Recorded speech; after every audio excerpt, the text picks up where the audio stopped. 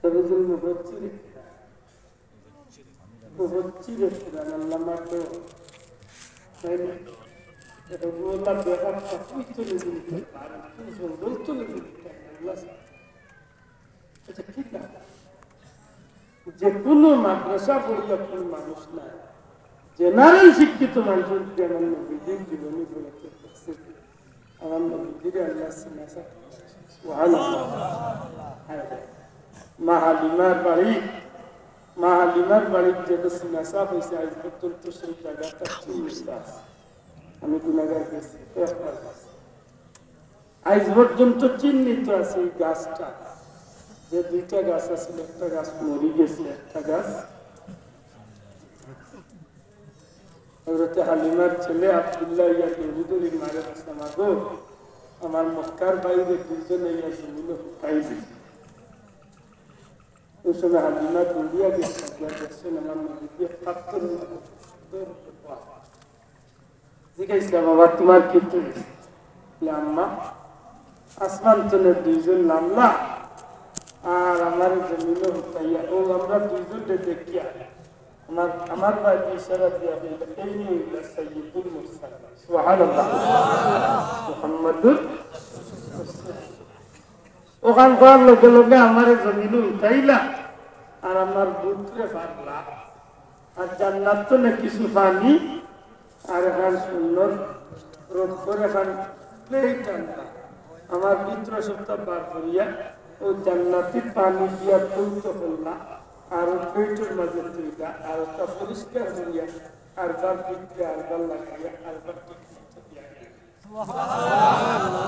যাইবার আগে একজন উঠিয়া কইলা মোহাম্মদ রে কল্লাত ছিল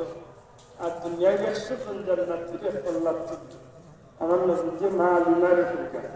ওই সময় আমার ওজন করে আমার এক কল্লাত আর 100 জন জান্নাতীরে কল্লাত ওজন দিয়া কইলা 100 জন জান্নাতীর তো মুহাম্মদুর রাসূলুল্লাহ ওজন বেশি সুবহানাল্লাহ বাজে আরবার ওজন দেওয়া হইল আমার ভাই একটা দিয়ে আমার রাখইলা 1000 একটা দিয়ে রাখইলা আমার পাওয়া হইল যে 1000 হচ্ছে এর মর্যাদা বেশি এর বাদে আমার একটা দিয়ে রাখা হইল আর জান্নাতের লক্ষ লক্ষ একটা দিয়ে রাখা পাওয়া হইল যে আমি নবী কামরুল্লাহ সবচেয়ে দামি আখের মন্তব্য হইল যে সারা জগৎরে একবার দিতে এই নবীর একবার দিতে বেশি নবীর মর্যাদা সুবহানাল্লাহ মাহবুবুল্লাহ মা হালিমা সাদিয়ার বাড়ি তোমার আর মেরাজের রাইট নবীর সিনাসা নবীজির জীবনে সাইডার সিনাসা আর মুল্লায় উঠিয়া পেরেছিলাম সম্পূর্ণ মিথ্যা পুরো আপেছি পুরো হইল না আরো কি উঠিয়া বলছে মেরাজুর নবী ঠিক আছে সশরীরে না খাবে ইমান রই বলিবা আল্লাহ কইরা সুবহানাল্লাযী আসরা ফি আবদিহি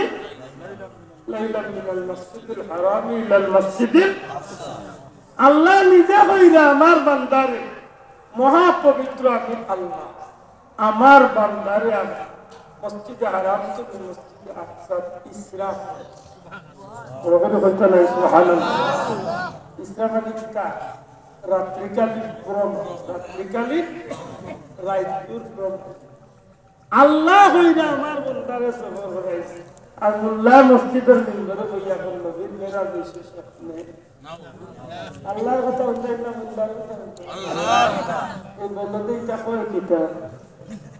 একটা বুঝি আসলে ঈমান বাসানি বড় কঠিন আল্লাহ যে আমরা নেক সমঝ দান পাবে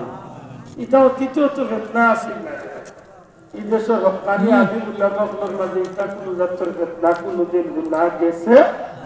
আতকা গুনাহ গেছে না এটা আস্তে আস্তে নয়া আবিষ্কার নয়া কি বলছে আরো বুঝতে পারছি এমনি করুণা আর আপনার এমনি আর সিদ্ধ আর এমনি আইলাল আমরা খাইছি এটা গৌরে মারছি দেখে মাইল করি আপনার মাইলের বাটন যাতে আমার রাস্তায় এটা আপনার তাহলে বুঝোস না ও তাহলে বলি গেছি মাতবুরা দি আল্লাহর দোয়াই দেওয়া হইয়ার একটু সতর্ক চলে যাবে আমরা ইমান রক্ষা করার দরকার আছে না নাই? এরকম আছে নি? আমরা ব্যক্তিগত লোকের দুশ্মনী নাই, যেগুলো আল্লাহর দুশ্মন, যেগুলো নবীর দুশ্মন, এগুলো আমার বাপ হইতো আমার দুশ্মন। এরকম তা না, ঠিক না? ঠিক না? যেগুলো আল্লাহর দুশ্মন, যেগুলো নবীর দুশ্মন, এগুলো আমার বাপ হইল দুশ্মন নেই। মনে রাখুন যেন আমি দোয়া করলেই মুখতসর আশাবাদী সাহাবাইকে গাড়ি দেখা যায় মিলাদ শরীফে বড়ি লাগছি সাহাবাইয়া মুখতসর এক দোয়া করবার আপনারা সিন্নিধি বিদায় আল্লাহ আমিন। আলহামদুলিল্লাহি রাব্বিল আলামিন, আসসালাতু ওয়াসসালামু আলা